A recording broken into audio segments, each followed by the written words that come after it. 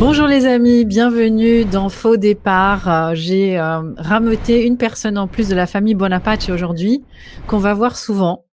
Et je suis ravie de vous accueillir dans ce 4e épisode. C'est la folie en fait, tout simplement. C'est vrai, quand on a commencé ce projet d'émission, on savait pas trop comment ça allait être perçu et comment vous, les amis, vous alliez réagir.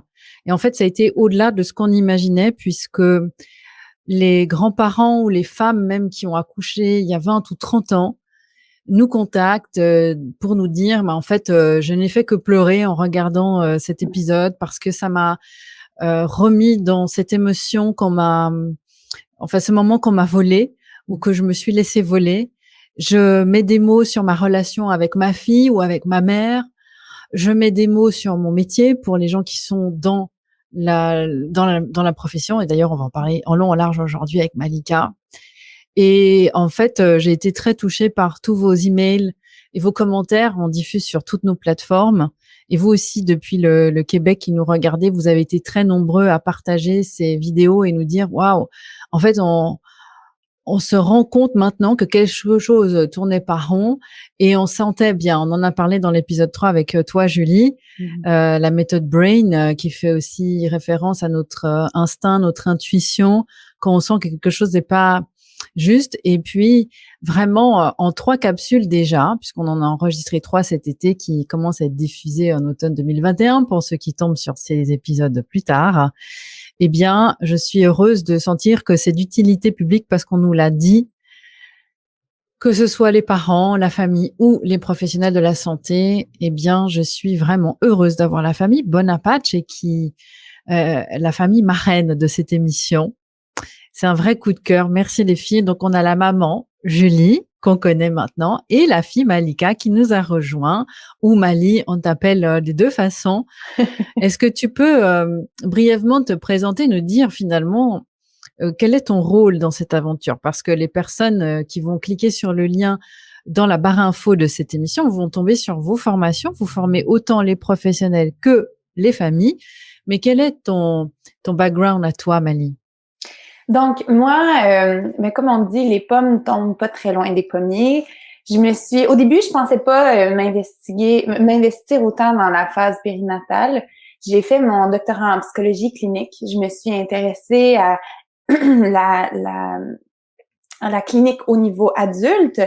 Et puis, il y avait une clinique surspécialisée en périnatalité qui a été un coup de cœur pour moi. Alors, j'ai commencé à travailler là. Et ça faisait déjà plusieurs années que je suivais Julie dans la formation des professionnels de la santé, aussi des pros, hein, des gens qui s'intéressent des passionnés de la périnatalité.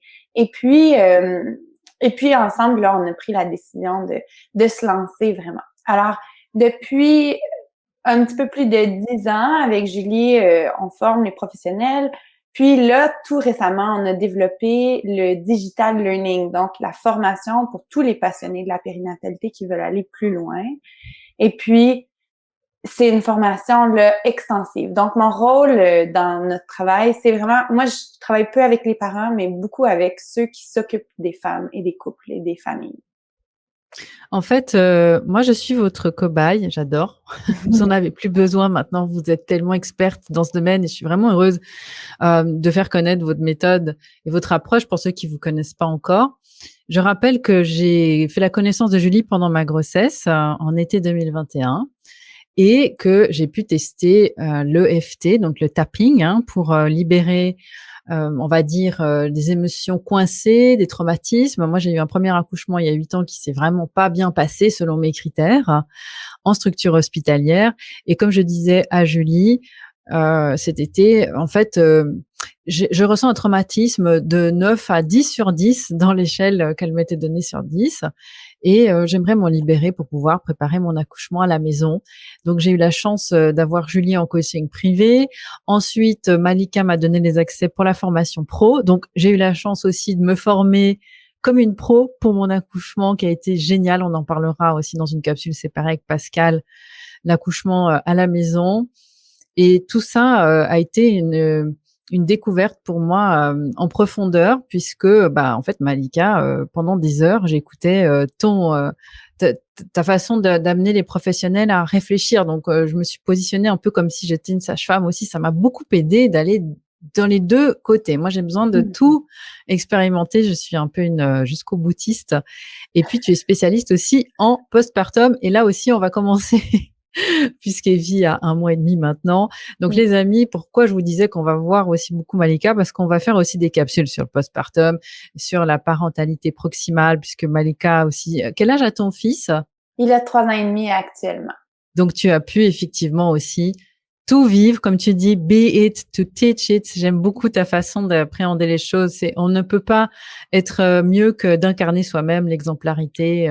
Voilà, hein, il n'y a pas de miracle. On n'est pas là pour faire de la théorie, mais de raconter ses expériences. Et toi, Julie, eh bien, pour aller tout de suite dans le vif du sujet, je vous invite à aller voir la capsule numéro 1 pour voir tout le CV de Julie ou aller directement sur le livre. Mais en gros, ça fait 3 décennies ou même presque 4 décennies que tu trempes dans la soupe, j'ai envie de dire.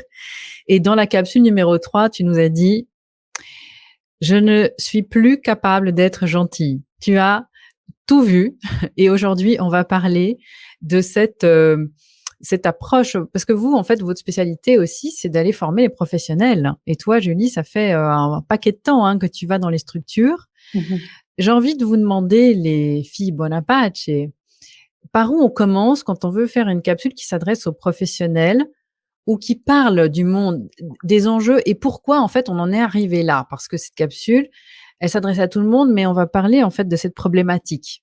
Cette problématique, comme vous faites les cahiers de pratique, comme vous les appelez dans votre formation professionnelle, où les sages-femmes ou les gynécologues peuvent écrire leurs problématiques. Pourquoi on en est arrivé là? Alors, qui veut prendre la parole en premier?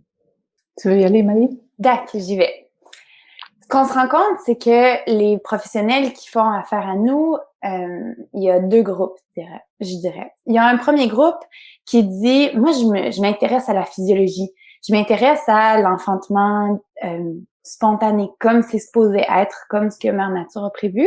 Puis, j'ai eu très peu de soutien, d'informations à cet égard-là durant mes études et j'en veux plus. Donc ça, c'est un groupe qu'on a qui est déjà motivé, qui comprend déjà que ce qu'on fait, c'est peut-être pas tout à fait super chouette. Il y a un autre groupe qui nous arrive puis qui dit là, j'en peux plus parce qu'on a toutes ces femmes qui arrivent en maternité, qui ont des demandes d'enfantement physiologique, qui veulent pas la péri, qui veulent pas ci, qui veulent pas ça. Puis là, je suis tannée, je suis désespérée, découragée de ne plus avoir d'outils à leur offrir.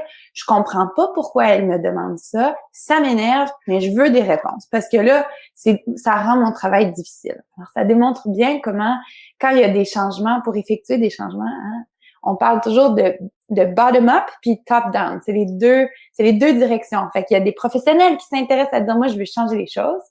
Puis, il y a des parents qui font de la pression puis qui disent, moi, je veux quelque chose d'autre.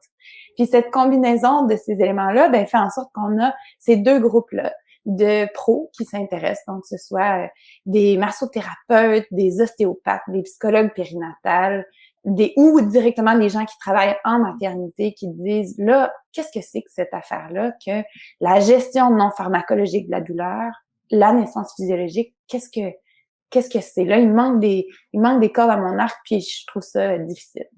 Il me semble qu'il y a une différence entre le Québec et de notre côté en Europe, en tout cas France et Suisse, c'est-à-dire que nous, dans les maternités, on a des sages-femmes et vous, apparemment, vous avez des infirmières. Les sages-femmes, elles travaillent en libéral, c'est ça? Fait que c'est un petit peu différent. Chaque pays a son fonctionnement différent, mais il existe sur la planète quelques pays où les sages-femmes sont réellement sont beaucoup plus autonomes. Elles sont autogouvernées, disons. Ce sont les sages-femmes qui gèrent les sages-femmes et elles travaillent de manière autonome. Donc, le Québec en est un exemple. Les sages-femmes québécoises ont une formation exclusivement physiologique dans des universités où il n'y a pas de fac de médecine pour assurer qu'il n'y ait pas de contamination sur la pathologie dans l'enseignement de leur formation. Puis, combien de temps durent les études pour être sage-femme chez vous? Je crois que c'est 4 ans, Okay. Julie? que c'est ça? Ouais. Et Parce que j'ai puis entendu donc parler de 4 ou 5 ans, donc c'est quand même conséquent, hein, pour les gens qui savent pas. oui, Tu oui. dis, quand tu disais tout à l'heure, des sages-femmes disent je veux en savoir plus, etc. Elles ont quand même derrière 4 ou 5 ans d'études. Puis ce Et qui est elles estiment vraiment qu'elles en savent pas assez. C'est quand même fou, hein, faut quand même le préciser. ouais, puis ça, on va le voir chez les sages-femmes qui ont été formées à la pathologie par Mhm. des universités où il y a des facs de médecine, qui ont décidé le curriculum de ce qu'allaient apprendre les sages-femmes. Et ce qui arrive, c'est que ces sages-femmes-là n'apprennent pas la physiologie. Donc, les sages-femmes françaises en sont un exemple extraordinaire. Elles ont été formatées à la pathologie. Comment les choses tournent mal. Comment éviter que les choses tournent mal. Puis comment, disons, éviter, je mets ça entre guillemets, OK, parce qu'ils cherchent à prévenir beaucoup de la pathologie et la prévention crée la pathologie parce qu'elles savent pas qu'est-ce que la physiologie. Elles savent pas comment soutenir ce qui est normal et ce qui va bien. Et donc, ces sages-femmes-là, les sages-femmes qui sont formatées à la pathologie, viennent vers nous pour avoir la physio. Mais les sages-femmes québécoises, elles, ce sont des expertes mondiales sur la physiologie. Il y a personne formé. Il y a quelques groupes sur la planète. Les sages-femmes québécoises, les sages-femmes de la Grande-Bretagne qui connaissent très bien la Mhm. physiologie. Puis, si je me trompe pas, c'est les sages-femmes de la Nouvelle-Zélande ou de l'Australie. Julie, est-ce que tu te souviens? C'est lequel des Mhm. qui sont... Mhm. J'ajouterais deux éléments aussi, c'est que c'est le type de pratique sage-femme qui va faire la différence. C'est-à-dire que dans le modèle québécois, la pratique sage-femme, c'est une pratique globale. C'est-à-dire que les personnes la sage-femme qu'on voit pendant la grossesse va être présente à l'enfantement et en postpartum. Donc, c'est comme un suivi global. Alors que en France ou en Suisse, quand c'est des sages-femmes qui travaillent en maternité, ben on peut voir certaines personnes pendant la grossesse, d'autres personnes lors de l'enfantement, d'autres personnes en postpartum. Même avec Oui. les sages-femmes libérales, si on a une sage-femme libérale, elle va faire la prépa, donc avant la naissance, mais elle sera pas là pendant l'enfantement, elle sera là après. Et les études nous montrent que quand il y a une continuité, quand il y a un lien qui est maintenu avec le professionnel, ça contribue à réduire toutes les interventions. Donc, le fait de voir des personnes différentes, ça empêche un peu l'établissement du lien de confiance parce qu'au moment d'enfanter, on ne sait pas qui va être là. Cette personne-là ne nous connaît pas non plus. Puis elle sait pas où sont nos forces, nos faiblesses, c'est quoi vraiment les nœuds qu'on peut avoir. Donc, le suivi québécois, c'est un suivi global. Je voudrais aussi peut-être préciser Oui. une autre chose, c'est que dans le cours de médecine, nous au Québec, ce sont les médecins de famille qui participent à l'enfantement. Donc des gens qui ont fait leur médecine et puis qui vont faire une mini spécialisation en obstétrique. Donc il y a des médecins de famille, puis après il y a les obstétriciens, donc deux professions. Mais un médecin de famille, quand il commence à pratiquer en périnatalité, il va avoir vu peut-être 20 ou 30 enfantements. Puis ça, c'est beaucoup. Alors qu'une sage-femme va en avoir vu peut-être 300, elle va avoir participé à 300 enfantements. Fait qu'on voit que l'exposition à l'enfantement et surtout à l'enfantement physiologique est très différente selon la formation. Moi, j'aimerais que les parents, les futurs parents qui nous écoutent ou les personnes qui se sentent concernées par cette problématique aujourd'hui de d'hôpital entreprise, hein, où il faut rentabiliser les chambres. Julie, tu nous disais dans une ancienne capsule que selon les pays, il y avait une sage-femme pour 30 personnes qui accouchaient. Je crois que c'était en Algérie. C'était en Algérie, hein, voire même plus. Ici, on est plus ou moins un ratio de une sage-femme pour 4 à 5 personnes qui accouchent. On parlera, on aura des capsules spécifiques sur les déclenchements aussi et comment ça se gère au niveau du timing, hein. C'est pas le propos de cette capsule aujourd'hui, mais pour que les personnes comprennent en fait toute cette problématique aujourd'hui. Toi, Mali, dans tes cahiers de pratique, tu as souvent des confidences, hein, de sages-femmes ou de professionnels qui te disent oui, mais en fait, on aimerait bien nous être dans la physiologie. Alors, avant de parler du fait que il y a des gros manques dans la formation, parce que ça, on va en parler aussi aujourd'hui, hein. Mais comment ça se passe aujourd'hui? Quelle est la plus grosse problématique pour toi au niveau de cette industrie, on va dire, hein, de l'enfantement? Mais moi, ce que je vois, c'est que le meilleur moyen d'assurer que les femmes soient maltraitées, c'est de maltraiter les gens qui s'occupent des femmes. C'est la façon la plus efficace, en fait. Quand on pense, par exemple, au trauma transgénérationnel, hein, dans une famille où il y a de la violence, le père bat la mère bat les enfants battent le chien, ainsi de suite. Hein. C'est un peu... C'est malheureusement ce qu'on voit dans le processus, dans le cadre hospitalier.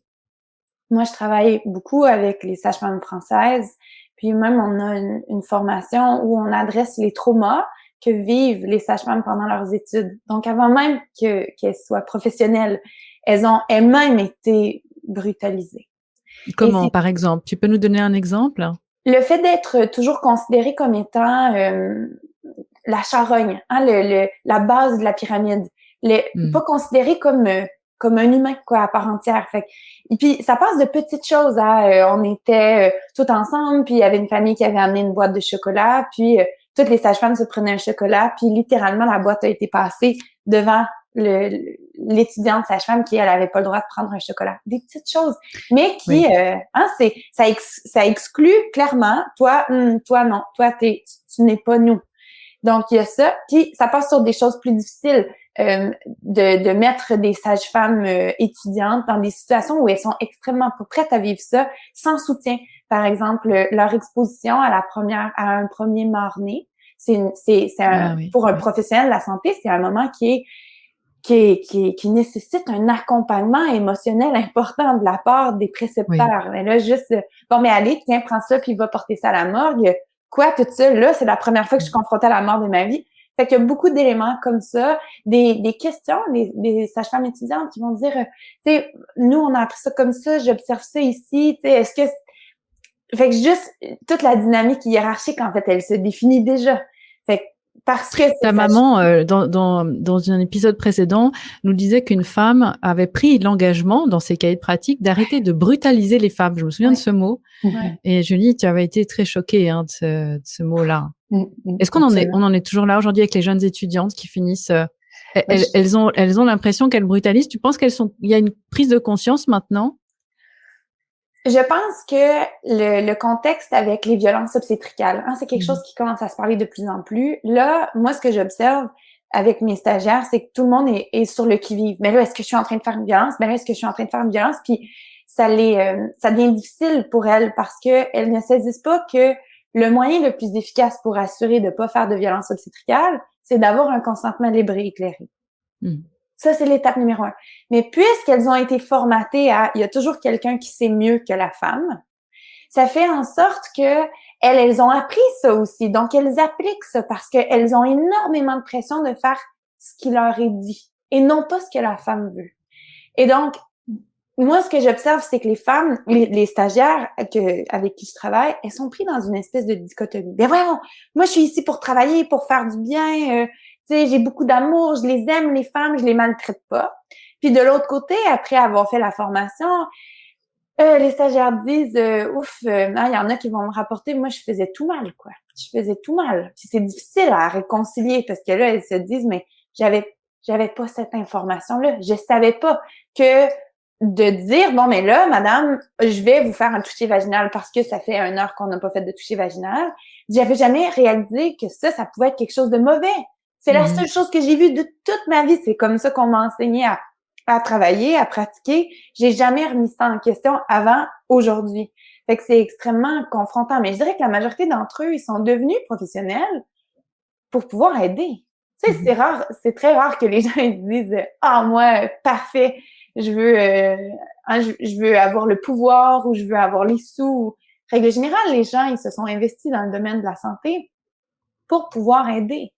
Et donc, juste rajouter un point, tu sais, la maltraitance, comme Malika disait, la maltraitance, hein, c'est quelque chose qui, quand on est invalidé nous-mêmes dans notre expérience, on n'a pas tendance à valider l'autre.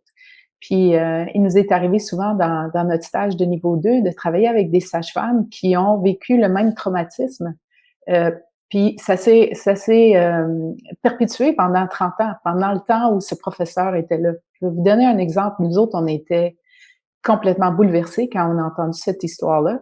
C'est une femme qui venait se faire opérer, OK, une dame d'un certain âge, elle se faisait opérer pour une hystérectomie, donc elle se faisait enlever l'utérus. Et là, elle était sous anesthésie générale. Et là, les étudiants sages-femmes sont là avec le professeur en obstétrique qui va leur, tu sais, eux autres, ils vont voir un peu comment ça se passe. Et là, le prof dit, bon, tout le monde, vous allez faire un toucher vaginal. Fait que, Ouais. il y a des sages-femmes qui font comme, ben, cette femme-là, elle n'a pas donné son consentement pour que tout le monde mette leurs doigts dans son vagin, quoi. Elle se fait enlever l'utérus. Elle dit, tu sais, je suis pas confortable de faire ça.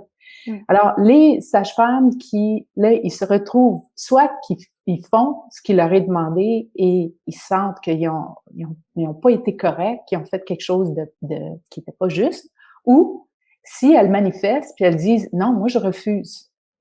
Ben, ces filles-là ont redoublé. Hein, ils ont eu de la censure, ils ont été maltraités, ils ont coulé leur cours, tu comprends? Donc là, tu te retrouves, ça, c'est vraiment un truc de pouvoir, quoi. Donc, ces personnes-là subissent des traumas, puis après, à chaque fois qu'il y a un traumatisme, ça nous dissocie, comme on avait déjà parlé, hein, ça nous dissocie. Et là, on perd une partie de notre humanité. Puis c'est comme notre façon de se protéger. Hein, c'est juste dire, c'est trop dur, la réalité est trop dure à voir. Donc, je vais faire comme si dans ma tête, là, c'est pas ça qui se passe. Puis c'est ça qui crée. C'est pour ça que quand on fait du mindfulness, quand on est présent comme professionnel, quand on est ici et maintenant. Puis moi, je leur dis, les 2 mots les plus puissants pour l'enfantement, pour un professionnel, c'est raconte-moi.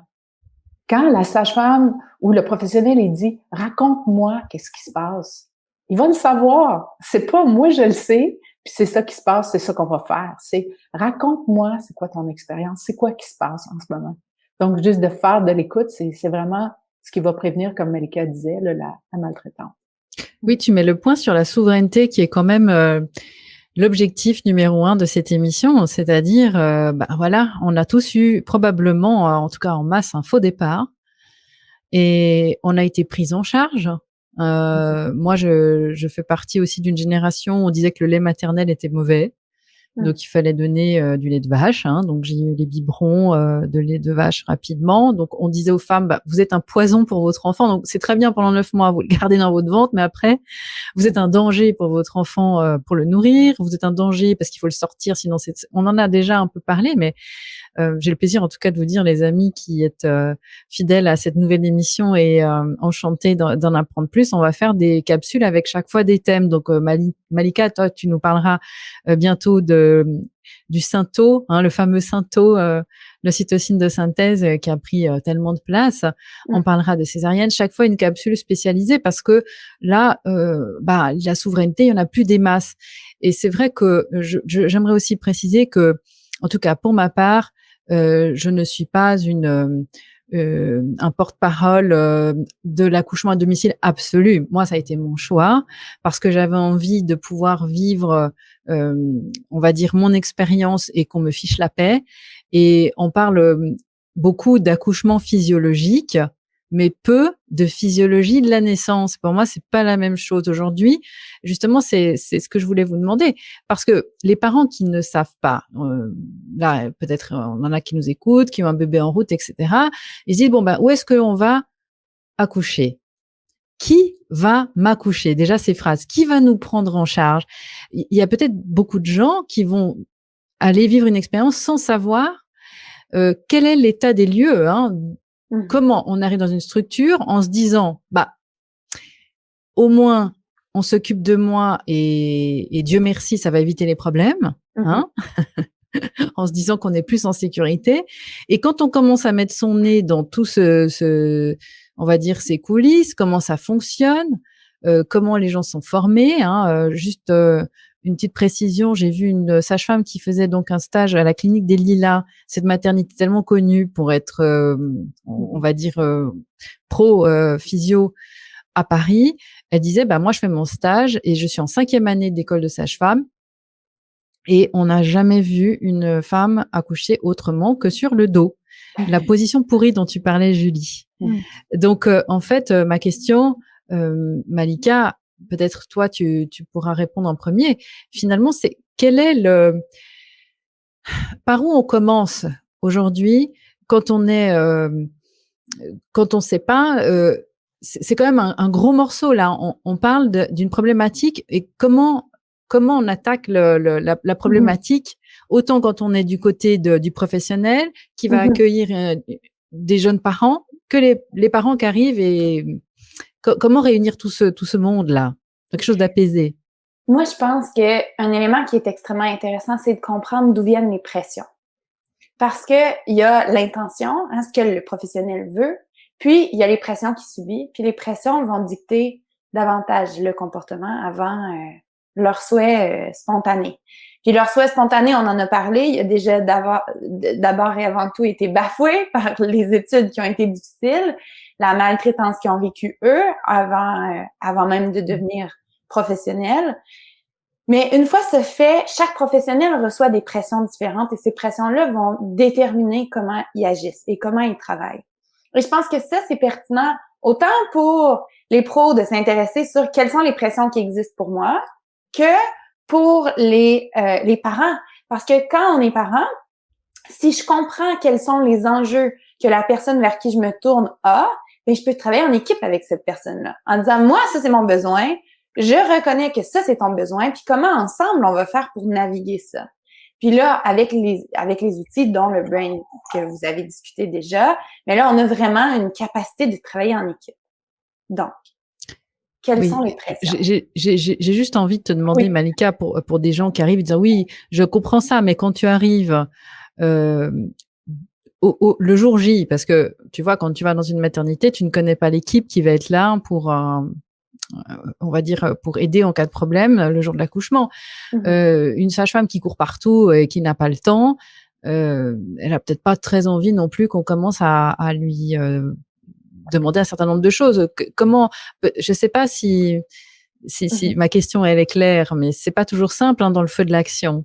Moi, j'aurais peut-être une réponse. Oui. Tu sais, dans ma dernière capsule, t'as écrit je peux plus être gentille, hein. Je suis plus capable d'être gentille, mais c'est toi qui l'as dit. Oui, je sais. Moi, j'ai jamais été capable. Non, c'est ça. Et puis, c'est une fois qu'on a découvert ça, tu sais, ce que Malika rapporte, hein, il y a des pressions qui viennent d'en haut, il y a des pressions qui viennent d'en bas, il y a des traumas, on a chacun notre expérience. Moi, j'aime penser à qu'est-ce qu'on a besoin pour bien enfanter. OK, on parle de ça. Puis après ça, on se dit, où est-ce que je peux trouver ça? Fait que ça peut être à la maison, d'une maison de naissance, à la maternité, possiblement, mais il faut partir de la base, qui est de quoi j'ai besoin. Pour enfanter, on a besoin d'être aimé. On a besoin d'être protégé puis respecté. OK, ça, c'est la base. Nos études ont démontré sur 36 000 femmes que quand elles se sentent en sécurité, elles vont bien enfanter. Si elles se sentent mal, la pression, obligées, pas consultées, elle va moins bien enfanter. Est-ce que les sages-femmes sont au courant de ça? Oui, je pense que oui, mais... La mère dit oui, la fille dit non. Ben, est-ce qu'ils sont capables de faire quelque chose pour ça? Est-ce qu'ils sont capables? Parce que nous, dans tous les stages qu'on donne, les sages-femmes, ils pleurent. Les professionnels, ils pleurent. Qu'ils soient médecins, infirmières, sages-femmes, tout le monde pleure. Parce pourquoi ils pleurent? Ils se rendent compte à quel point ils sont loin de ce qu'ils ont besoin de faire pour que ça se passe bien. Ils sont très loin. Là, ils en prennent conscience. Tu sais, au début, voilà. T'es inconscient que t'es incompétent, puis un jour, tu deviens conscient que t'es incompétent. Puis ça, c'est là que ça fait mal. C'est là que le bas blesse, vraiment. C'est là où ils disent, mais vraiment, comment je vais faire? Parce que tout ce que j'ai appris, c'est pourri. Et puis, nous autres, du côté des parents, si on le regarde, on comprend bien la pression. La pression d'en haut, comme Malika expliquait, vient du fait qu'il y a des hôpitaux à 5-6 000 accouchements par année. Tu fais une méga structure comme ça, tu sais, tu regardes en Thaïlande, il y a 10 femmes d'allongées sur le dos, l'obstétricien qui met les doigts d'un vagin, d'un autre vagin, là, accouche elle. C'est inhumain. On n'est pas fait pour enfanter, à moins que ce soit l'objectif. Puis là, après ça, si on regarde c'est quoi les motifs de vouloir séparer la mère de l'enfant, de vouloir enlever le pouvoir à la mère, de vouloir faire en sorte que la mère aille moins bien, tu sais, il y a plein de motifs derrière ça. Mais essentiellement, quand les femmes donnent naissance dans un lieu où il y a moins d'enfantements, avec les petites maternités, 400-500 enfantements, ou qu'elles donnent naissance dans un milieu où il y a sa famille, les gens qu'elle aime, ou elle se sent en sécurité, elle va mieux enfanter. À l'hôpital, ils ont beaucoup, beaucoup de responsabilités, ils ont beaucoup de choses administratives à faire, ils ont des comptes à rendre, puis ils ont la priorité, c'est pas la femme puis l'enfant. Ça, là, une fois qu'on a Absolument. compris ça, là, Oui, ça c'est fait mal ça. au cœur, mais une fois qu'on a compris ça, tu dis, c'est pour ça qu'ils nous disent toujours, on a des protocoles. Ah, mais écoute, des protocoles, tu sais. Là, en ce moment, partout dans le monde, ma voisine, elle est à 39 semaines de grossesse. Là, elle m'a vue hier, puis elle me dit, écoute, j'aimerais bien que tu m'accompagnes pour mon enfantement. Peut-être que tu pourrais rester à la maison avec moi un peu. Puis, elle dit, j'arrive de voir mon obstétricien. Et là, ma date, je pense que la date d'accouchement, c'est dans 2 ou 3 semaines. Je pense qu'elle doit avoir 37, 38 semaines. Elle me parle déjà de déclenchement. Déjà. Pourquoi? Ah, parce que là, tout d'un coup, depuis la pandémie, tout le monde, 39 semaines, on déclenche tout le monde. Tu sais, puis tu dis, quoi, notre terme physiologique qui a changé depuis la pandémie, là, ça se peut comme pas, là, tu sais. Bon, je te laisse finir la réponse, Malika. Oui, mais Malika disait non. Elle disait non Ouais. parce que je pense qu'elle parlait des personnes qui ne sont pas encore dans la formation. Parce que tu disais, Julie, quand on ne connaît pas ces options, on n'a pas d'option. Mhm. Et c'est ça, je pense que Malika, tu voulais dire. Mhm. Puis, Hein? oui, puis parce que je pense qu'ils se rendent pas compte, ils savent pas. Eux autres, ils se sont fait formater. La sécurité, c'est mon protocole. Donc, je veux appliquer mon protocole parce que c'est ça qui va rendre les choses sécuritaires. Puis, c'est comme si derrière ça, on oublie qu'il existe une femme. On oublie que de mettre une femme face à des inconnus, c'est un danger. Une femme ne devrait jamais faire face à un inconnu lors de son enfantement. Ça, je veux dire, à la base, c'est la base. On peut pas faire ça de manière sécuritaire. Mais elles ont pas le choix parce qu'elles sont dans un système où elles peuvent pas les voir après puis avant puis après. Donc, elles n'ont pas le choix d'être des inconnus. Alors là, c'est difficile. Ça crée une espèce d'incohérence de dire, ben comment je fais pour assurer la protection ou la sécurité? Ben, je vais faire le protocole. Elles réussissent pas à passer par je suis ici, c'est l'amour, c'est mon intention, c'est ma confiance dans la situation qu'ils vont jouer. De toute façon, elles ont été tellement, elles ont eu le cerveau tellement lavé que l'enfantement, c'est dangereux, c'est une catastrophe à prévenir, qu'il faut toujours, fait qu'ils peuvent pas être assises, puis juste contenir l'espace, puis dire, toi, ton corps ici. Puis moi, je suis juste ici pour témoigner. Elles ont pas Malika, le de ça. je voulais te demander, parce que toi, tu as accouché à la maison aussi.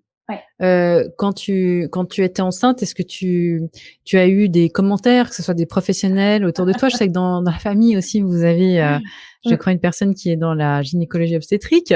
Ouais. Est-ce que toi aussi, tu as subi des pressions quand on te demandait où tu voulais accoucher?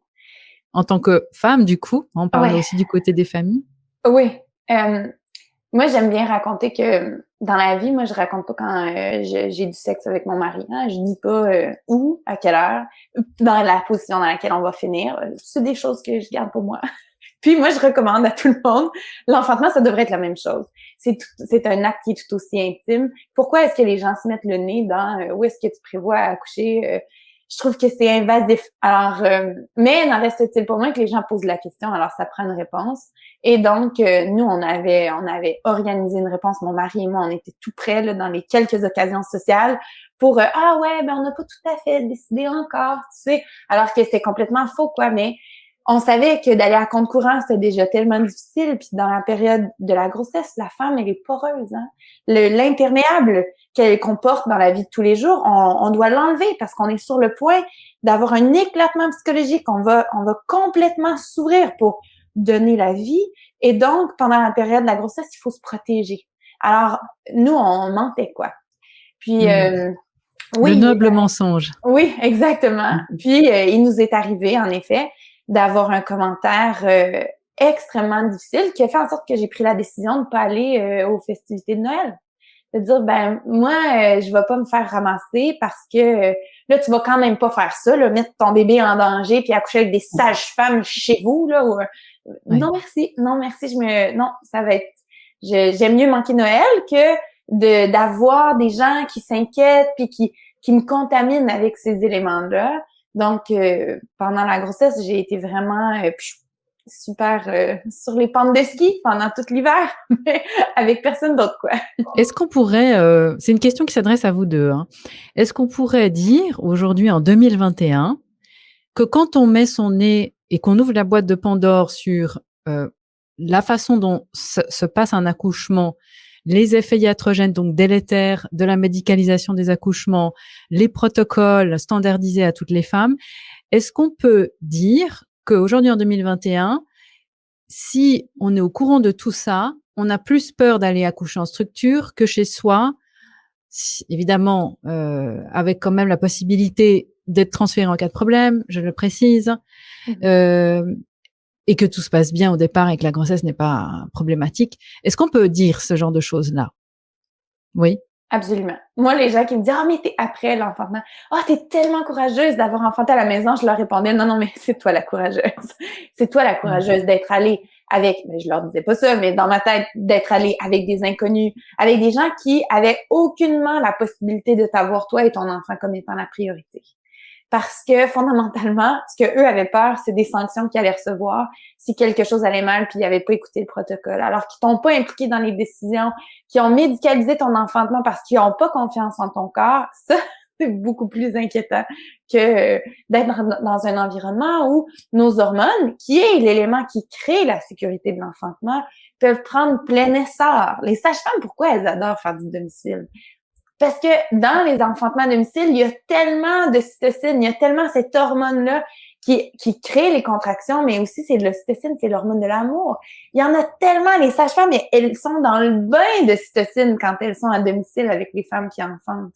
Puis les professionnels à l'hôpital, elles savent pas de quoi on parle quand on parle de ça.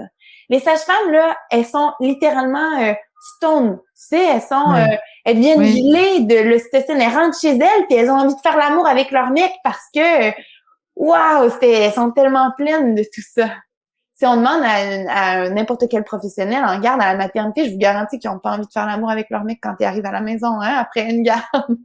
Non, effectivement, c'est peut-être pas la même ambiance, mais du coup, comment les sages-femmes qui nous écoutent éventuellement pourraient faire leur expérience, parce que quand aujourd'hui on fait l'état des lieux de la formation, donc pour les parents peut-être qu'ils risquent de tomber de leur chaise aussi, je dis souvent cette expression, mais c'est un peu ça.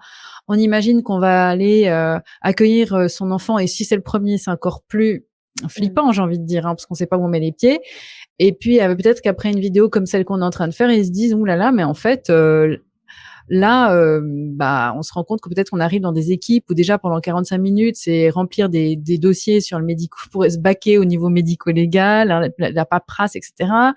On va nous mettre dans la position pourrie dont tu parlais, Julie, sur le dos, les quatre pattes en l'air. Donc, allez voir les vidéos précédentes, hein, si vous voulez entendre parler de ça aussi, puisque c'est quand même important de comprendre tout ça.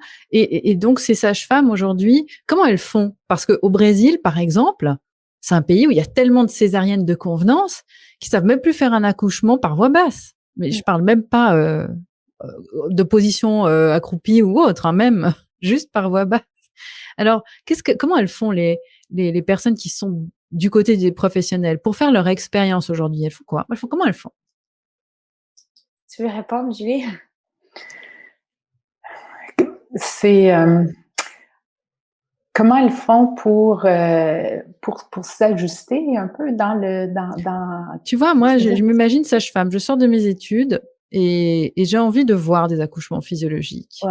Je veux être dans l'essence, hein, sans aller à The Farm revisiter les époques de Ina May Gaskin, mais je veux dire, comment elles font, puisque à l'hôpital, en tout cas dans les structures, c'est pas possible, on voit bien. Ce qu'on voit, c'est des fois, on voit les sages-femmes faire des missions à l'étranger. Ils vont à l'île Maurice ou à Madagascar. À Mayotte. À Mayotte. Ils vont aller dans des lieux où il y a tellement d'enfantement physiologique. Là, ils font de tout. Là-bas, ils font des sièges. Les sages-femmes vont faire des présentations de sièges. Ils vont faire des jumeaux. Ils vont faire une grande variété. Puis ça les réconforte, puis ça les réconcilie avec leur mission première. Ce pourquoi elles ont fait des études de sage-femme. Fait que ça, c'est définitivement quelque chose qu'on voit. Puis, ce qu'on voit aussi, c'est de plus en plus de professionnels qui quittent le milieu hospitalier, qui s'en vont en libéral et qui commencent ce qu'on appelle des plateaux techniques, une participation dans des plateaux techniques. Fait qu'ils font de deux choses, soit qu'ils font des accouchements, un suivi global qu'on appelle, un suivi global où la femme pourra enfanter à la maison, où elles vont suivre la femme pendant la grossesse, puis ils vont aller à la maternité avec elle. Elles ont accès à un plateau technique. La sage-femme va avoir un permis de pratique pour cet hôpital-là, n'est pas un employé de l'hôpital, mais il va avoir un droit de pratique dans cet hôpital-là. Mais est-ce qu'il y a, je te demande juste, Julie, est-ce qu'il y a un timing? Parce que, par exemple, ici à Genève, dans ce cas-là, la sage-femme arrive, elle a 12 heures à partir du moment où elle a mis le pied dans la maternité. Donc, imagine pour le premier enfant, moi, c'était mon cas, hein. Au bout de 12 heures, ma sage-femme m'a dit, au revoir, je peux plus rester. Voilà. Et donc, moi, j'ai accouché 36 heures plus tard, hein. Ouais, ça, tu vois, même ici au Québec, on a de plus en plus de pression. Les sages-femmes québécoises ont plus la même pratique qu'il y avait avant. Ils ont de plus en plus de restrictions. Donc, si tu dépasses ton terme, si le travail dure trop longtemps, si la poussée, s'il n'y a pas d'avancement, il y a toutes sortes de conditions qui vont faire que les sages-femmes pourront plus continuer à pratiquer.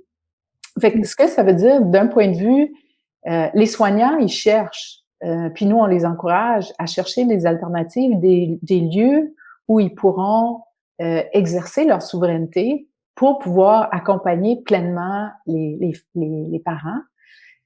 Mais comme Malika disait, dès lors qu'il y a une autorité au-dessus de soi, l'ordre des sages-femmes ou le collège des médecins, ça module la pratique. Et du coup, l'intérêt est plus autant sur les besoins et les intérêts de la mère et de l'enfant, mais plutôt comment je vais me protéger moi. Tu sais, je vais me protéger. Donc, si jamais il y avait ça, il faut que je me protège. Et une pratique qui est sur la défensive ne sera pas aussi fluide qu'une pratique qui est dans la confiance. Et comme ils ont beaucoup été conditionnés sur la dangerosité de la naissance et la dangerosité du corps de la mère. Hein, quand on regardait la thèse de Stéphanie Saint-Amand, là, vraiment, elle a centré ça sur comment on a démontré qu'enfanter, c'était dangereux, alors que c'est faux, parce que, comme on disait déjà, ça fait même pas 200 ans qu'on accouche dans les maternités. Fait que ça peut pas être si dangereux que ça si on a survécu comme Cro-Magnon et puis comme espèce et qu'on s'est développé et qu'on s'est multiplié, c'est que c'est faux. La nature, elle sait bien faire. Ça fait juste 200 ans là, qu'on fait ça dans les hôpitaux. Donc, la dangerosité est pas démontrée, c'est pas avérée. Puis la deuxième chose, c'est de démontrer en quoi la femme, son corps est bien fait. Là, ils font tout, ils cherchent la pathologie partout. Donc, on trouve toujours quelque chose qui potentiellement pourrait mal aller. Fait que je pense que les professionnels cherchent des cadres autres que le milieu hospitalier pour donner naissance, pour permettre aux femmes de donner naissance. Mais le contexte dans lequel on est maintenant invite vraiment les parents à être créatifs puis à développer leur autonomie parce que s'ils le font pas, littéralement, ils vont se faire accoucher. Puis ils vont se faire accoucher dans les protocoles, avec des règles qui sont de plus en plus contraignantes, restrictives, beaucoup de peur. Le taux de césarienne a augmenté cette année. Ce taux-là est en augmentation. Là, si on déclenche toutes les femmes, c'est sûr et certain qu'on augmente de plusieurs pourcentages le nombre de césariennes parce que le premier inconvénient, le premier effet secondaire indésirable lié au déclenchement, c'est la césarienne. C'est que là, le bébé supporte pas bien les contractions. Et que quand c'est pas mûr, c'est pas mûr. Donc, c'est ça. Oui, et vous comprenez, les amis, pourquoi on a autant de pain sur la planche. Malika, je te donne tout de suite la parole parce que j'ai aussi des questions pour toi. Mais c'est vrai que pour faire cette fameuse révolution, puisque au final, quand on s'intéresse aussi à l'histoire, ce qui est mon cas, et à la programmation, ce qui est aussi votre cas, les Bonaparte, puisque Génie, on s'est connus à travers les vidéos de la déprogrammation et Guerre et mensonge avec Sylvain. Et on a ce point commun d'aimer aussi rétablir un peu la vérité tant qu'on peut, mais avant de se former, il faut se déprogrammer. Et effectivement, tu parlais de la thèse de Stéphanie de Saint-Amand, qui a été...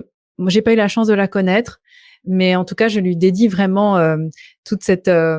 on va dire cette démarche, puisque j'ai eu la chance de lire sa thèse, qui est en open source, on en parlera aussi. Presque 500 pages, en fait, où on parle d'études, où on parle, il y a beaucoup de témoignages de femmes, et ça, c'est vraiment sur la médicalisation des naissances. Et quand on lit ça en se préparant à son accouchement, on ne peut plus arriver avec une petite fleur derrière l'oreille en se disant, ah, bah, tout va bien se passer, je vais en structure et let's go. Non, la réalité, elle est vraiment très dure. Des deux côtés, des côtés des parents et des professionnels. Mali, tu voulais ajouter quelque chose? Ben, juste un petit point sur ce dernier élément-là qui est, tu sais, je pense que c'est vraiment ce qui soulève le fait que j'avais une conversation avec une cadre, tout dernièrement une cadre de santé. Puis je disais, mais si, admettons, moi, je veux pas une auscultation pendant la phase expulsive, si je veux pas de toucher vaginaux, si je veux pas, qu'est-ce que je fais? Puis elle me dit, ah ben, en tout cas, certainement, tu viens pas chez nous, hein? Fait que je dis, OK. Donc, mon option, c'est soit que j'accepte une bonne partie de tes protocoles ou je reste chez moi. C'est ça? Puis elle dit, ben, oui, en fait, oui. Puis c'est pour ça qu'il n'y a jamais eu autant, sauf avant le moment où on a médicalisé les naissances, il n'y a jamais eu autant d'enfantements libres, de femmes qui ont dit, ben, laissez faire avec vos protocoles puis vos pressions externes. Je vais enfanter de manière autonome. Puis les femmes qui décident ça, elles sont réellement souveraines. Parce qu'il y a personne pour lui, il y a pas de pression qui vient de l'extérieur des personnes qui sont avec elles. Puis il y a d'autres femmes qui vont choisir de travailler avec des femmes sages. Donc, qu'est-ce qu'une femme sage? C'est l'inverse de la sage-femme. La sage-femme, elle a un ordre, elle a des lignes directrices, elle peut perdre son permis de pratique. La femme sage, elle ne peut pas rien perdre. Et c'est ce qui permet à cet individu-là de pouvoir mettre la femme, le bébé, la famille en toute première priorité. Parce qu'il faut comprendre que si moi, mon boulot, c'est d'accompagner des enfantements, ben c'est sûr que si moi, je prends des risques qui vont faire en sorte que je pourrais perdre mon boulot, ben mon boulot va toujours demeurer ma priorité numéro 1. Maintenir mon permis de pratique va toujours être ma priorité avant les autres éléments qui suivent. Puis moi, ça a été une très grande réalisation de comprendre ça. Puis même en tant que psychologue clinique, je l'ai compris ça. Il y avait des choses où je disais, ah, ça, c'est super intéressant, Julie, les études que tu fais là-dessus puis tout ça. Tu investigues des thèmes que moi, je n'ai pas le droit d'investiguer. Parce que si j'investigue ça puis je trouve ça intéressant, je vais vouloir l'appliquer dans ma pratique clinique avec mes clients. Et puis là, je suis à risque de perdre mon permis de pratique de psychologue clinicien. Et donc, je ne veux pas entendre ce que tu me dis parce que mais qu'est-ce que je vais faire avec ça si je veux pas perdre mon permis? Puis en même temps, peut-être que ça aurait pu aider réellement les gens avec qui je travaillais. Mais on peut pas aller là. Fait que c'est de comprendre que la personne qui est avec, puis ça, c'est même des groupes qui ont pas d'ordre professionnel. Si on pense aux doulas ou aux accompagnantes à la naissance, elles sont terrorisées, les doulas et les accompagnantes, parce que elles ont toujours la possibilité de se faire retirer l'accès à la maternité. C'est la maternité qui décide si oui ou non il les laisse rentrer. Alors, c'est sûr que la doula ou l'accompagnante, elle peut pas être son pleine essence. Elle peut pas être qu'est-ce qu'elle croit. Elle peut pas dire qu'est-ce qu'elle pense. Elle doit faire attention parce que si son boulot, son gagne-pain, c'est de retourner dans cette maternité-là, faut pas qu'elle choque, faut pas qu'elle brusque, faut pas que les parents ils soient trop confrontants auprès de cette maternité-là parce qu'après ça, elle va avoir une mauvaise étiquette puis elle rentrera plus. Fait que je pense que ça permet de comprendre ah ouais, OK, il y a plusieurs éléments qui jouent là. Une fois de plus, tu nous parles de la peur et on parle de la peur. Et finalement, je crois qu'on peut attaquer tous les sujets qu'on veut. La problématique, elle est toujours là, c'est à cause de la peur. Et d'ailleurs, quand tu parlais, j'ai tout d'un coup eu un flash d'une sage-femme qui disait aussi dans un documentaire que j'ai vu, ah mais vous savez, nous, on ne sait plus gérer les femmes qui accouchent sans péridurale, en fait. Ça nous fait peur. Ouais. Elles crient partout. On a l'impression d'être avec des animaux sauvages. On ne sait pas gérer. En fait, on ne nous a pas appris. Nous, on nous a appris à gérer effectivement les protocoles, le médico-légal, comment on pose une péri. Et finalement, une femme qui accouche sans péridurale, elle fait peur Ouais. aussi aux professionnels qui ne sont pas formés, qui n'ont pas l'expérience finalement, parce qu'on leur apprend pas le fameux hands-off, hein. On lève les mains et en fait on observe, on est juste là au cas où. Mais c'est vrai, comme tu dis, on est dans un système où on nous apprend en tant que professionnel à agir au lieu de protéger l'espace. On parlera aussi dans une autre émission du rôle des chouchous, hein, comme on disait avec Julie, le rôle des pères et des hommes et des conjoints dans toute cette aventure. Mali, je voulais te demander pour finir cette capsule, puisqu'on arrive déjà au bout d'une heure, quel est ton message pour les professionnels à la fin de cette vidéo et quel est ton message pour les parents? OK. Je vais commencer avec les parents. Le message que j'aimerais dire aux parents, c'est la chose suivante. Quand on prend conscience des pressions que vivent les professionnels, on peut travailler avec eux. La chose la plus dangereuse, c'est arriver à l'enfantement avec des gants de boxe. Ça s'en va. Hein, c'est comme quand on joue au bowling, là, il y a le dallo là, sur le bord, là, ça s'en va direct dans le dallo, quoi. Ça s'en va direct en césar, en médicalisation, instrumentation, ça peut pas bien aller. Parce que pour pouvoir enfanter, on doit être dans l'ouverture. Quand Julie dit la chose que les femmes ont besoin, c'est d'être aimées, on doit arriver dans cet état-là de je suis en confiance, je suis aimée. J'ai en moi toutes les ressources nécessaires pour mettre au monde mon enfant. Mon enfant a les capacités de savoir comment se positionner, comment me communiquer par les sensations, comment moi je peux l'aider à faire sa sortie. Ensemble, on sait comment faire. Donc, ça, c'est l'état d'esprit d'une femme qui peut bien enfanter. Si la femme arrive en disant, là, ça se peut qu'il clampe le cordon, ça se peut qu'il, puis il faut tout refuser, puis c'est non, puis ça, puis ça. Si on arrive avec des gants de boxe, ça va pas. Si on arrive avec juste des demandes, ça non plus, ça va pas. Parce que les professionnels, on les met entre l'écorce et l'arbre. La femme dit, moi, je veux pas que tu fasses un clampement. La femme dit, je veux attendre la délivrance du placenta pour le séparer de mon bébé, pour le clamper. Le professionnel se dit dans sa tête, mais comment je vais faire pour prendre mon pH? Le pH, c'est une donnée que je dois mettre dans mon dossier pour assurer que s'il y a une problématique médico-légale, que je sois protégée. Le professionnel est pris entre l'écorce et l'arbre, entre la demande de la mère puis entre sa sécurité de professionnel. Qu'est-ce qu'il va gagner? Je vous le garantis, là. Règle générale, c'est pas la femme qui va gagner dans ce dossier-là. Et peut-être que le professionnel va attendre un petit peu, va un petit peu tricher, puis on le voit tellement souvent dans mes cahiers de pratique, les professionnels qui disent « moi, des fois, j'ose les laisser manger. » J'ose. Hein? Donc, moi, le professionnel, je prends la pression que si quelque chose tourne mal, c'est moi qui va me le foutre en pleine face. C'est moi qui va recevoir tout ça en pleine gueule. Alors que quand il y a un processus de décision partagée, quand le parent dit « regarde, toi, professionnel, tu t'inquiètes de te faire punir. Je comprends ça. Moi, je veux manger. Moi, je veux pas qu'on clampe le cordon. Donc, comment on va faire pour assurer la sécurité du professionnel pour que le professionnel puisse assurer mon désir? C'est l'utilisation de la technique que vous avez parlé précédemment, le brain.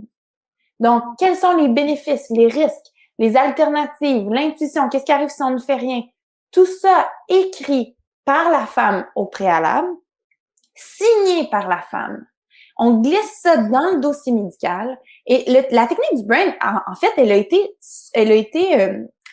appuyée par les compagnies d'assurance des professionnels de la santé qui disent voici comment vous protéger quand il y a un parent qui veut refuser quelque chose que vous voulez leur faire. Fait que même les assurances qui vont être impliquées dans les dossiers médico-légaux disent utilisez le brain, c'est comme ça que vous allez être protégé. Et donc, mon message pour les parents, c'est de dire préparez-vous avec votre équipe en prénatal si vous n'avez pas un suivi global pour pouvoir aider ou libérer de la pression les professionnels à qui vous allez arriver. Pour que eux autres puissent à leur tour soutenir avec beaucoup moins de peur vos souhaits. Puis le message pour les professionnels, c'est utiliser le brain. Vous avez votre rôle, puis ça, c'est vraiment très mélangeant. Les professionnels de la santé, pendant leurs études, on leur a dit, toi, tu vas apprendre à mieux savoir que les femmes. Toi, voici comment on doit faire les choses et toi, tu vas prendre les décisions. Et c'est pour ça que les sages-femmes qui décident de faire autrement disent « j'ose faire X, Y, Z » parce qu'ils disent « moi, encore, je suis dans le modèle où je prends la décision pour la femme. » Moi, ce que j'ai envie de proposer, c'est de dire « débarquons de ce modèle-là, puis allons sur quelles sont vos responsabilités légales. » La responsabilité légale d'un professionnel, ce n'est pas de prendre la décision pour la femme, c'est d'informer justement la femme. Et un professionnel médical qui va à l'encontre d'un refus explicite s'ouvre à des punitions légales sévères, dans le sens où on n'a pas le droit légalement de faire une intervention à une femme qui refuse explicitement cette intervention-là. Donc, le meilleur moyen pour les professionnels qui entendent ça, de pouvoir avoir les femmes, disons, en plus haute priorité, c'est de se protéger en utilisant le brain. Parce qu'en donnant des informations justes, en ayant le buy-in, que c'est le parent qui dit « moi, je veux manger », parce que si toi, tu décides de la laisser manger puis il y a une merde qui se passe avec l'anesthésiste, c'est toi le professionnel qui est dans la merde. Mais si c'est « oui, mais le parent a refusé », puis moi, j'ai donné toutes les informations, puis le parent a quand même fait un refus explicite, mais là, toi, en tant que professionnel, t'es libéré. Fait que je pense que c'est, on prend conscience des pressions qui existent, puis deux, on utilise le brain pour se protéger. Alors, la Brain, c'est la capsule 3, les amis. Si vous ne l'avez pas vue, allez courir la voir parce qu'elle est extraordinaire et c'est là où Julie nous dit « Je ne suis plus capable d'être gentille ». Le mot de la fin, ça sera pour toi, Julie. Tu as accepté d'être là dans les 3 premières capsules. Je t'ai pressé comme un citron de questions et puis tu vas encore nous apporter tellement avec ton expérience. Je te présente comme la marraine de l'émission. Je voulais te demander quel est ton objectif avec cette émission? Pourquoi t'as dit oui? Ben, en tout cas, je veux remercier Malika d'être là, tu vois, parce que Malika incarne pour moi la gentillesse. Ce que je suis pas capable de faire, je suis plus capable de faire. Elle a encore espoir dans le système, puis elle y croit encore, tu comprends? Puis c'est bien parce qu'elle forme les professionnels. Je suis plus capable de faire ça parce que ça fait trop d'années que je travaille à ça et que ça change pas. Ça change pas assez vite. Dès qu'il y a une crise, ça recule, j'en peux plus, là. Fait que c'est pour ça. C'est pour ça qu'on a convenu que dorénavant, c'est elle qui forme les professionnels. Si moi, j'avais un conseil à donner aux parents, c'est préparez-vous, puis restez à la maison le plus longtemps possible. Les recherches scientifiques nous montrent que quand les femmes restent longtemps à la maison, il y a moins d'intervention médicale et qu'il y a plus de sécurité. Donc, allez pas à la maternité quand vous avez une contraction. Attendez que le travail soit bien amorcé. Maintenant, au Québec, on renvoie les femmes quand ils ont moins de 4 cm de dilatation. Donc, attendez 5-6 cm de dilatation pour que ce soit tellement bien installé, le processus physiologique, que ça puisse bien démarrer et que ça puisse bien continuer. Donc, c'est quoi mon objectif pour les capsules? Ça fait longtemps que j'ai des affaires à dire. Puis ça fait longtemps que je ressens cette vérité à l'intérieur de moi. Puis Emma, tu me donnes la possibilité de faire, de dire ce que j'ai besoin de dire parce que j'en veux à personne, mais je crois qu'on a tous la responsabilité de prendre en main notre vie. Je veux pas que le gouvernement me prenne en charge. Je veux pas qu'un professionnel me prenne en charge. Je veux pas qu'on me dise quoi faire. J'ai toujours été convaincue de ça et je suis allergique à ça. Je veux, moi, expérimenter dans mon corps. Je veux suivre ma sagesse divine. Je veux être l'acteur de ma vie. Puis, ce que tu nous donnes avec ces capsules-là, c'est la possibilité de communiquer ce message-là dans un moment fondamental de la vie d'une famille qui est l'enfantement. C'est un acte presque miraculeux. Et ça, c'est pas un acte médical. C'est un acte qui appartient à la famille, à l'enfant et aux parents, à la famille. Et je te remercie beaucoup, Emma, d'avoir le courage d'aborder ce sujet-là, puis de nous permettre de dire ce qu'on a besoin de dire. En fait, pour résumer, c'est vrai, les amis, ce que tu dis, Julie, au-delà du courage, c'est vrai, quand on parle d'utilité publique, quand je lis les témoignages que nous avons reçus déjà, alors qu'on n'a fait que 3 épisodes, ça s'annonce une belle saga avec Faux départ, puisque effectivement, il y a tout à faire, il y a tout à redire. Déprogrammer, c'est pas uniquement les parents, c'est aussi les professionnels, les gens qui sortent des études, hein, parce que là, il y en a un gros paquet qui sont programmés. Et pour arriver finalement à cette souveraineté dont on parle, qui finalement n'a pas été si intense que ça à travers les âges. On parlera aussi d'histoire avec d'autres intervenants, mais c'est vrai que c'est maintenant l'occasion de réunir le masculin sacré avec le féminin sacré, comme j'aime le dire. C'est pas juste une histoire de femmes, c'est pas juste une histoire de gérer les risques, c'est une histoire de puissance. Et une femme qui est puissante, elle fait peur. De nouveau, sortir de la peur, ça va être l'objectif, en tout cas que je me fais une priorité à porter à bout de bras, puisque quand on sort de la peur, on peut tout faire. En tout cas, les amis, je vous invite à partager en masse cette vidéo, d'accueillir à bras ouverts Malika, qui fait partie de cette team qui va arrêter d'être gentille, mais qui va être juste vraie. Et puis, on peut être dans une saine colère sans avoir besoin de trouver un coupable, parce que nous, notre but, c'est de faire avancer les choses, et c'est pas de regarder derrière et puis de fouetter les méchants. C'est de dire, OK, vous êtes capables, les amis, les uns comme les autres, mais pour ça, il va falloir sortir de la programmation et puis accéder aux vraies informations. Merci les filles, merci la famille Bonaparte, et on se retrouve dans la prochaine aventure. Merci Emma. Avec plaisir. À bientôt les amis, et partagez encore une fois. Merci pour votre fidélité.